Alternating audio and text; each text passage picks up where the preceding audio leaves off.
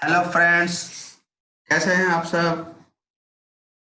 देखिए, इस सेशन में हम लोग देखेंगे क्लास 11 फिजिक्स का कुछ इंपॉर्टेंट कॉन्सेप्ट्स देखेंगे। ठीक है, तो अभी हम लोग कंसंट्रेट करेंगे वो है ट्यूनिंग फॉर्क के ऊपर, जो कि साउंड वेव्स चैप्टर में एक बहुत इंपॉर्टेंट एक रोल प्ले करता है।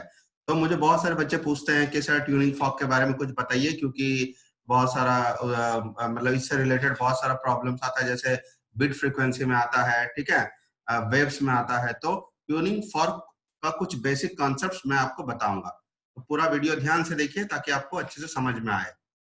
ओके, देखो फ्रेंड्स, ये जो हम लोग ट्यूनिंग फॉर्क के बारे में बात करते हैं, इसका इन्वेंशन 1711 में म्यूजिशियन जॉन शोरे ने किया था।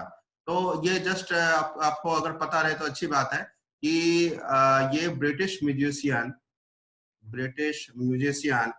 जॉन शोरे, ठीक है, ब्रिटिश म्यूजिशियन ने इसको इन्वेंट किया था इन अबाउट 1711 में। वो एक म्यूजिशियन थे, बेसिकली उन्होंने इंस्ट्रूमेंट्स को ट्यून करने के लिए इस ट्यूनिंग फॉर्क का इस्तेमाल किया था, इसका इन्वेंशन किया था। ठीक है, अब ये होता क्या है ट्यूनिंग फॉर्क। तो इसका सिंपल अगर हम डेफिनेशन देखें तो tuning fork tuning fork is an acoustic, acoustic का मतलब रिलेटेड टू साउंड है ना, एकॉस्टिक रेजोनेटर, जो कि साउंड प्रोड्यूस कर सकता है। तो tuning fork is an acoustic resonator. अच्छा, it is actually tuning fork क्या होता है ना, it is a source of sound of single frequency. याद रखना है, it is a source of single frequency. Tuning fork को जब भी आप वाइब्रेट कराओगे तो वो एक सिंगल फ्रीक्वेंसी ही वो प्रोड्यूस करेगा। ठीक है, अच्छा। एंड ये जो आपको देखो ट्यूनिंग फॉर्क, ये जो वर्ड है, ये जो डिवाइस है, ये एक टाइप का डिवाइस है, इंस्ट्रूमेंट है। इसको आपको इस्तेमाल, ये इसका आपको अधिकतर मिलेगा वो है बीट फॉर्मेशन का, जो जो आपका क्वेश्चंस होता है ना उसमें मिलता है। ठीक है, तो जो चीज मैं बता रहा हूँ आपको वो ध्यान से समझना, क्योंकि बीट फॉर्मेशन या बीट से रिलेटेड कोई भी प्रॉब्लम है जिसमें कि ट्यूनिंग फॉर्क का मेंशन किया जाता है, तो ये आपको समझने में इजी रहेगा अगर आप ये पूरा वीडियो अच्छे से देखेंगे तो। ठीक है, तो देखिए, अभी सबसे पहले देखते हैं कि ट्यूनिंग फॉर्क दिखता कैसे है एंड उसका जो डिफरेंट पार्ट्स कौन सा है। तो एक ट्यूनिंग फॉर्क हम लोग का कुछ ऐसे दिखता है, ये देखो, इस टाइप का ऐसा दिखता है। एंड यहाँ पे हम लोग इसको, इसका ये बना देते हैं। अब देखो, इसका हर एक पार्ट का नाम है। इसको बोलते हैं प्रोंग, इसको बोलते हैं प्रोंग, ठीक है। एंड इसको बोलते हैं स्टेम, या इसको हैंडल भी बोल सकते हैं। ठीक, इसको स्टेम या हैंडल भी बोल सकते हैं। तो ये तो हो गया इसका स्ट्रक्चर। अच्छा, ये जो फ्रीक्वेंसी जो बनाता है, क्योंकि ये तो एक सिंगल फ्रीक्वेंसी का साउंड को प्रोड्यूस करता है, तो वो फ्रीक्वेंसी का जो फॉर्मूला होता है वो होता है D/L² रूट ओवर Y/ρ। ठीक है, रूट के भीतर में रहेगा Y/ρ। ये सब क्या है थोड़ा देखते हैं। D हो गया थिकनेस, L हो गया लेंथ ऑफ द प्रोंग, ये जो लेंथ है, ठीक है, इस प्रोंग का। एंड Y हो गया यॉन्ग्स मॉड्यूलस, ये जो ट्यूनिंग फॉर्क है ये जिस मटेरियल का बना हुआ है ना, उस मटेरियल का यॉन्ग्स मॉड्यूलस। एंड रो हो गया डेंसिटी, जिसको कि हम लोग इनर्शिया भी बोलते हैं। ठीक है, रो को हम इनर्शिया भी बोलते हैं। एंड हम लोग जब भी जैसे फाइलिंग एंड वैक्सिंग, ये आपने टर्म सुना होगा, तो चलो हम लोग उसके बारे में बाद में बात करते हैं। तो ये फ्रीक्वेंसी हो गया, एक ट्यूनिंग फॉर्क ये फ्रीक्वेंसी प्रोड्यूस करेगा। ठीक है, ओके। अभी हम लोग देखते हैं कि अगर ट्यूनिंग फॉर्क को अगर हम वाइब्रेट कराएंगे तो किस टाइप का वाइब्रेशन होता है। तो एक चीज याद रखना, देखो आप लिख सकते हो, ये एक इंपॉर्टेंट एक स्टेटमेंट है, इसको थोड़ा लिखते हैं कि when tuning fork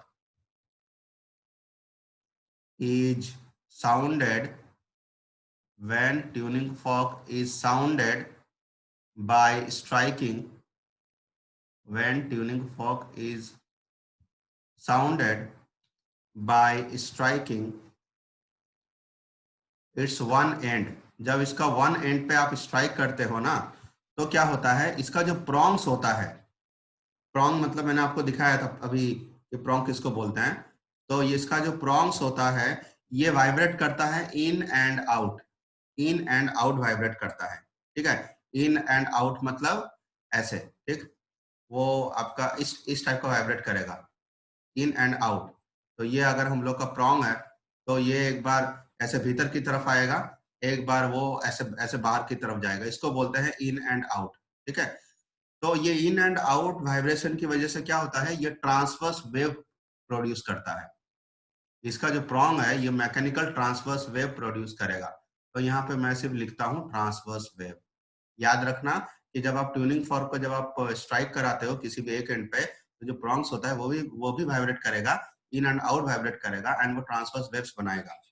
सिमिलरली जो हैंडल होता है या जो स्टेम होता है, ठीक है, वो अप एंड डाउन वाइब्रेट करता है। अप एंड डाउन वाइब्रेट करने का मतलब है कि वो लॉन्गिट्यूडनल वेव्स बनाता है। क्या बनाता है, वो लॉन्गिट्यूडनल वेव्स बनाता है, ठीक है।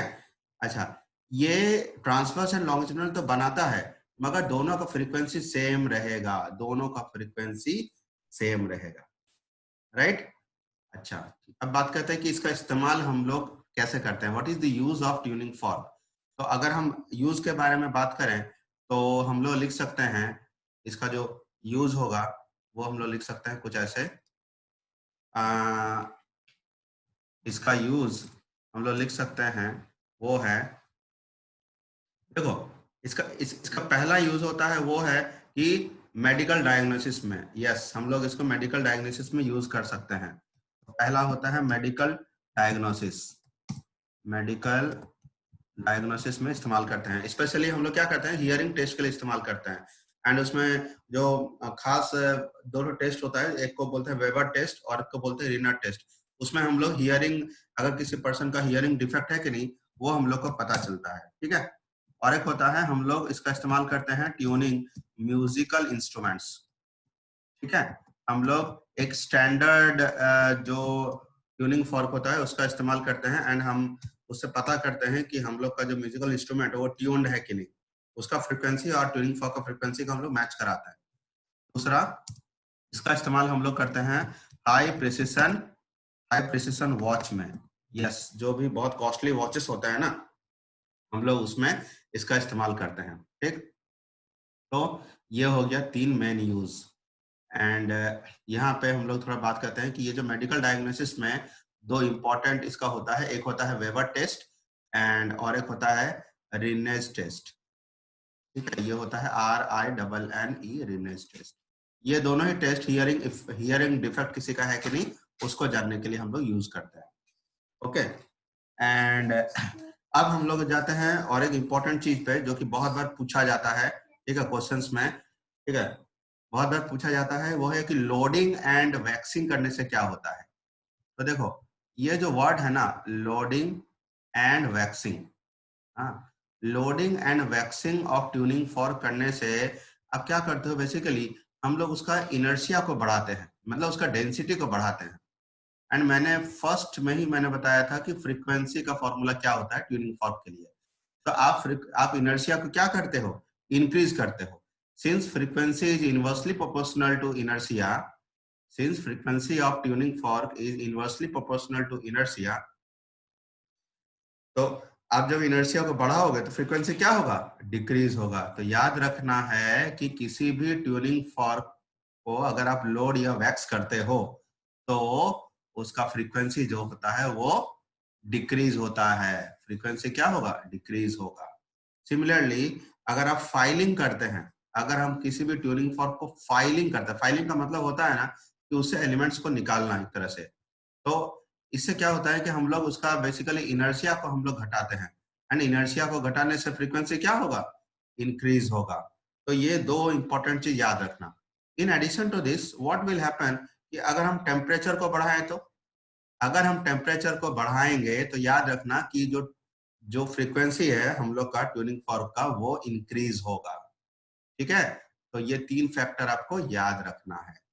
अच्छा, हम लोग का देखो ट्यूनिंग फॉर्क से रिलेटेड एक दो एक्सपेरिमेंट भी है, जैसे मेल्डिज एक्सपेरिमेंट। तो मैं मेल्डिज एक्सपेरिमेंट में हम पूरा नहीं जा रहे हैं, मैं आपको मेल्डिज एक्सपेरिमेंट का एक इंपॉर्टेंट सिर्फ आपको चीज बता रहा हूँ जो कि यहाँ पे समझना है आपको। देखो ये जो मेल्डिज एक्सपेरिमेंट में ना हम लोग क्या करते हैं, इस ट्यूनिंग फॉर्क के साथ हम लोग एक स्ट्रिंग को अटैच करते हैं, ठीक है। तो इस स्ट्रिंग को जो भी हम लोग अटैच करते हैं, जो थ्रेड होता है, जो भी रोप होता है, उसको अटैच करते हैं हम लोग प्रोंग के साथ, ठीक है। अब देखो प्रोंग के साथ अटैच करेंगे तो इसका अटैचमेंट भी दो तरीका का हो सकता है, इसका वाइब्रेशन। तो हम जैसे ही ये हम लोग का स्ट्रिंग है जिसको कि हमने अटैच किया एंड हमने इस स्टोरिंग फॉर्क को वाइब्रेट कराया, तो वाइब्रेट कराते ही क्या होगा, ये इस टाइप का हम लोग का ये मोशन कर रहा है। तो इसमें देखो हम लोग का जो वाइब्रेशन का जो डायरेक्शन है, हम लोग का जो वाइब्रेशन का डायरेक्शन है, ठीक है, दिस डायरेक्शन, वाइब्रेशन का direction is parallel to, vibration का जो डायरेक्शन है it is parallel to direction of the length of the thread, right, length of the thread. तो जब भी ऐसा होगा कि हम इस तरह से वाइब्रेट कराएंगे कि direction of vibration is parallel to length of the thread, तो याद रखना कि ये लॉन्गिट्यूडनल वेव को प्रोड्यूस करता है इस स्ट्रिंग में, longitudinal wave will be produced. This is very, very important. And frequency of tuning fork in this case is equal to twice of frequency of the thread. ठीक है, ये हो गया ट्यूनिंग फॉर्क एंड ये हो गया twice into frequency of thread. ये एक इंपॉर्टेंट एक फैक्ट है जो कि आपको जानना पड़ेगा। एंड हम लोग इसके अलावा और एक चीज कर सकते हैं, वो है कि हम लोग ट्यूनिंग फॉर्क को कुछ ऐसा वाइब्रेट करा रहे हैं। अभी भी हमने क्या किया, प्रोंग में हमने स्ट्रिंग लगाया है, बट अब जो हम उसको वाइब्रेट करा रहे हैं वो हम लोग कुछ इस तरह से वाइब्रेट करा रहे हैं। हम ऐसा लगाएंगे, ऐसा कर देंगे, ठीक है। तो अब हम जो वाइब्रेट करा रहे हैं ना वो हम लोग कुछ ऐसा करा रहे हैं, इस टाइप का करा रहे हैं। तो इसमें देख सकते हो कि इसमें जो वाइब्रेशन है, डायरेक्शन ऑफ वाइब्रेशन, ठीक है, इसमें जो डायरेक्शन ऑफ वाइब्रेशन है, this direction is perpendicular to the length of thread. इसमें ये जो वाइब्रेशन है, ठीक है, ये जो वाइब्रेशन है it is perpendicular to the length of thread. तो in this case what is happening is यहाँ पे ट्रांसवर्स वेव प्रोड्यूस हो रहा है, याद रखना इसमें क्या प्रोड्यूस हो रहा है, transverse wave. And in this case frequency of tuning fork is equal to frequency of thread, ठीक। तो ये कुछ इंपॉर्टेंट बातें थी जो कि हम आपसे शेयर करना चाहते थे। इसके बाद वाले वीडियो में और हम लोग कुछ फैक्ट देखेंगे। I hope you like this video and अगर आपको पसंद आया हो तो काइंडली इसको शेयर कीजिए एंड इसको शेयर कीजिए अपने दोस्तों के साथ एंड सब्सक्राइब भी कर दीजिए, ठीक है। Thank you very much.